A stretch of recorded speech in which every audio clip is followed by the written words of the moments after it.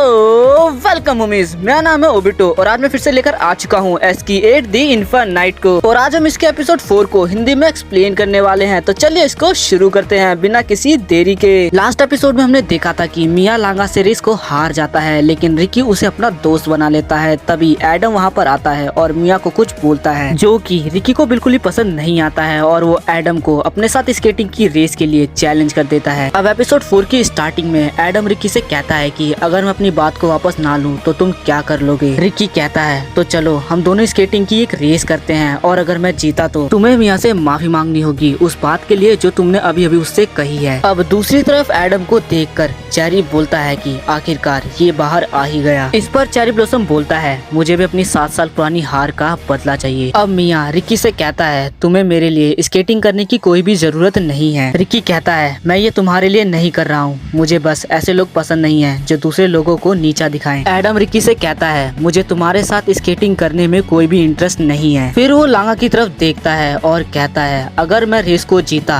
तो अगली बार मेरे साथ लांगा स्केटिंग करेगा और लांगा इस बात के लिए हाँ कर देता है। इस पर एडम कहता है तो ठीक है मैं रेस के लिए तैयार हूँ। अब अगले सीन में हम रिकी और लांगा को स्कूल में देखते हैं। वो दोनों क्लास में बैठे होते हैं जहाँ पर रिकी लांगा से कहता है कि तुम आखिर इतना एक्साइटेड क्यों हो रहे हो एडम के साथ रेस के लिए। इस पर लांगा कहता है तुम ही तो थे जिसने उसे स्केटिंग के लिए चैलेंज किया था तो मैं एक्साइटेड क्यों ना हूँ। अब वो दोनों आपस में बातें कर ही रहे होते हैं कि तभी उनके पीछे उनका क्लास टीचर आ जाता है और वो रिकी को मारता है। इसके बाद हम रिकी और लांगा को एक रेस्टोरेंट में बैठा हुआ देखते हैं जहाँ पर लांगा रिकी से पूछता है कि आखिर एडम किस तरह का स्केटर है। इस पर रिकी उसे बताता है कि एडम वो बंदा है जिसने एस को स्टार्ट किया था और ये अफवाह है कि वो आज तक नहीं हारा। ये सुनने के बाद लांगा और भी ज्यादा एक्साइटेड होने लगता है एडम के साथ स्केटिंग करने के लिए। रिकी आगे बताता है कि वैसे ये बात कोई नहीं जानता, ये एक रहस्य है। ये बात सिर्फ एस के फाउंडिंग मेंबर ही जानते हैं, जैसे कि चेरी ब्लॉसम और जेरी वो दोनों एस के फाउंडिंग मेंबर हैं। तभी उनके बगल से जेरी बोलता है ये सच नहीं है, मैंने एक बार एडम के साथ स्केटिंग करी थी एस शुरू होने से पहले। जेरी को देखकर लांगा रिकी से पूछता है क्या तुम इसे जानते हो। रिकी बताता है कि इसका नाम जेरी है और ये एस का फाउंडिंग मेंबर है और इन्हें सबसे तेज 6 पैक स्केटर भी कहा जाता है और अगर पावर की बात आ जाए तो ये बंदा सबसे ज्यादा खतरनाक है। अब लांगा जेरी से पूछता है क्या एडम सही में एक बेहतर स्केटर है। इस पर जेरी लांगा को बताता है कि लोग उसे द मैटाडोर ऑफ लव बुलाते हैं क्योंकि एडम खुद कहता है स्केटिंग करना प्यार की पूजा है। जेरी आगे बताता है कि एडम बहुत खतरनाक है क्योंकि जितने भी लोगों ने आज तक एडम के साथ स्केटिंग करी है वो लोग अपनी हड्डी टुटवाए बिना वापस नहीं आए और कुछ लोगों ने एडम की वजह से स्केटिंग करना ही छोड़ दिया। ये सब रिकी काफी ध्यान से सुन रहा होता है। तभी हमें रिकी का एक बहुत छोटा फ्लैशबैक दिखाया जाता है जिसमें हम रिकी के साथ एक बंदे को देखते हैं जो कि स्केटिंग कर रहा होता है। इसके बाद जेरी अपना खाना खा के वहाँ से चला जाता है। अब अगले सीन में हम एक बहुत बड़े घर को देखते हैं और ये घर किसी और का नहीं एडम का है। अब एडम अपने घर में जाकर अपनी 3 आंटियों से बात करने लगता है। उसकी आंटियाँ उसे इयोसुकी कहकर बुलाती हैं। अब हमें पता चलता है कि एडम का असली नाम इयोसुकी है। इसके बाद हम रिकी और लांगा को एक साथ बैठे हुए देखते हैं जहाँ पर लांगा रिकी से पूछता है कि आखिर तुम रेस को कैसे जीतने वाले हो। रिकी कहता है मैं इसके बारे में चिंता नहीं कर रहा हूँ, जो होगा देखा जाएगा। तभी वहाँ पर मिया आ जाता है और मिया रिकी से कहता है तुम ऐसे ही एडम के साथ रेस नहीं जीत जाओगे। और फिर वो रिकी को एक शेड्यूल दिखाता है जो कि उसने रिकी के लिए बनाया है और साथ ही साथ कहता है अगर तुम्हें एडम से रेस को जीतना है तो तुम्हें इतना तो करना ही होगा। रिकी शेड्यूल को देखकर कहता है तुम ये सब आसानी से कर सकते हो लेकिन हमारे लिए ये बहुत मुश्किल है। इसके बाद हम उसी फ्लावर शॉप को देखते हैं जहाँ पर शैडो काम करता है, जहाँ शैडो अपनी मैनेजर की मदद कर रहा होता है फ्लावर्स को रखने में। सारे फ्लावर्स रखने के बाद जैसे ही शैडो अपनी कार में बैठता है वो देखता है कि रिकी, लांगा और मिया तीनों ही कार के अंदर बैठे हुए हैं, जिससे उसे बहुत ज्यादा गुस्सा आ जाता है और वो तीनों को बाहर निकलने को कहता है। लेकिन रिकी उससे कहता है प्लीज हमें तुम ऐसे तक छोड़ दो। इस बात के लिए शैडो नहीं मानता है। तभी मिया उससे कहता है मैं तुम्हारी मैनेजर को बता दूंगा कि शैडो कौन है। तो शैडो मान जाता है। अब रिकी मिया से पूछता है क्या तुमने एडम के साथ स्केटिंग करी है, जिसके लिए मिया मना कर देता है। तो रिकी पूछता है तो फिर तुम एडम को कैसे जानते हो। मिया उसे बताता है कि एडम ने मुझे एक सलाह दी थी जिसकी वजह से मैं एक काफी मुश्किल ट्रिक को सीख पाया था और इसी वजह से मैं एडम को जानता हूँ और एडम ही मुझे एस के अंदर लाया था। मिया आगे कहता है मैंने सुना है कि एडम एक काफी मुश्किल ट्रिक का यूज करता है जिसे लव हुड कहते हैं और वो एक काफी मुश्किल ट्रिक है। इसके बाद हम उसी रेस्टोरेंट को देखते हैं जहाँ पर जेरी काम करता है। अब जेरी चेरी ब्लॉसम से कहता है कि आज मैं स्नो से मिला था। इस पर चेरी ब्लॉसम पूछते हैं आखिर ये स्नो कौन है, तो जेरी उन्हें बताता है कि रिक्की को ही सब लोग स्नो कहते हैं। अब चेरी ब्लॉसम जेरी को बताते हैं कि मैं एडम को चैलेंज करने वाला हूँ। इस पर जेरी उनसे कहता है नहीं, मैं उसको चैलेंज करूंगा। फिर इन दोनों की आपस में ही बहस हो जाती है कि एडम को चैलेंज कौन करेगा, और इस बात पर ये दोनों आपस में ही दोबारा से लड़ने लगते हैं। इसके बाद हम मिया को देखते हैं जो कि उसी ट्रिक को कर रहा होता है जो उसने लांगा के साथ रेस करते वक्त करी थी। अब वो रिक्की से कहता है अगर तुम्हें एडम को हराना है तो तुम्हें इस ट्रिक को सीखना होगा। रिक्की इस चीज के लिए तैयार हो जाता है। अब वो इस ट्रिक को करने की कोशिश करता है लेकिन वो झाड़ी में जाकर गिर जाता है। अब रिक्की इस ट्रिक को बार बार करने की कोशिश करता है लेकिन हर बार वो गिर जाता है। मिया उससे कहता है कि तुम्हें इस पर ज्यादा वजन नहीं डालना है और बैलेंस सही से बनाना है। रिक्की कहता है मैं इसको एक बार और करना चाहता हूँ, लेकिन वो देखता है कि उसका स्केटबोर्ड तो आसपास नहीं है। तभी लांगा उसके लिए स्केटबोर्ड लेने जाता है। अब लांगा स्केटबोर्ड को लाते वक्त मिया की उसी बात के बारे में सोच रहा होता है जो उसने एडम के बारे में कही थी। मिया अब एडम की उसी ट्रिक को करने की कोशिश करता है लेकिन वो वहीं पर गिर जाता है। अब रिक्की और मिया भागते भागते लांगा के पास आते हैं। रिक्की कहता है तुम क्या करने की कोशिश कर रहे हो। मिया उससे कहता है तुम एडम की ट्रिक को करने की कोशिश कर रहे हो लेकिन ये नामुमकिन है, वो बस एक अफवाह है। के बाद हम मिया को एक रेस्टोरेंट में देखते हैं जहाँ पर वो सोच रहा होता है कि जीतने का सक्सेस रेट बस 20% है जो कि एडम के आसपास भी नहीं है। तभी रिक्की अपना बर्गर लेकर आता है और मिया के बगल में बैठ जाता है और उससे पूछता है आखिर ये तुम क्या खा रहे हो। तो मिया उसे कहता है कि डाइट फॉलो करना एक एथलीट के लिए बहुत जरूरी है। इस पर रिक्की उससे कहता है लेकिन तुम तो बहुत पतले दिखते हो, और उसके मुंह में अपना बर्गर ठूस देता है। इस पर मिया कहता है आखिर ये तुम क्या कर रहे हो, तुम्हें पता नहीं है क्या ये सब मैं नहीं खाता हूँ। इस पर शैडो से कहता है इसीलिए तुम बहुत पतले हो, मुझे देखो मैं 5-5 बर्गर खाता हूँ इसीलिए इतना हट्टा कट्टा हूँ। अब अगले सीन में हम देखते हैं कि सुबह हो जाती है और रिक्की अभी भी प्रैक्टिस कर रहा है लेकिन वो बार बार गिर जा रहा है। तभी लांगा भी वहाँ पर आ जाता है। इसके बाद हम रिक्की को देखते हैं जो कि अपने स्केटबोर्ड के टायर को टाइट कर रहा होता है और शैडो के बारे में ही सोच रहा होता है। तभी लांगा वहाँ पर आ जाता है और रिक्की से पूछता है क्या तुम स्केटिंग के लिए तैयार हो। जिस पर रिक्की उसे कहता है हाँ मैं तैयार हूँ। वहीं दूसरी तरफ हम मिया और शैडो को देखते हैं जहाँ पर शैडो मिया को बताता है कि मैंने थोड़ा रिसर्च किया है और मुझे पता चला है कि एडम कोई आम बंदा नहीं है। जब से एस स्टार्ट हुआ है उसने एक से एक काबिल स्केटर को धूल चटाई है और तुम सोच भी नहीं सकते कि कितने स्केटर्स उसकी वजह से अभी तक हॉस्पिटल में हैं। शैडो रिक्की और लांगा को पिकअप कर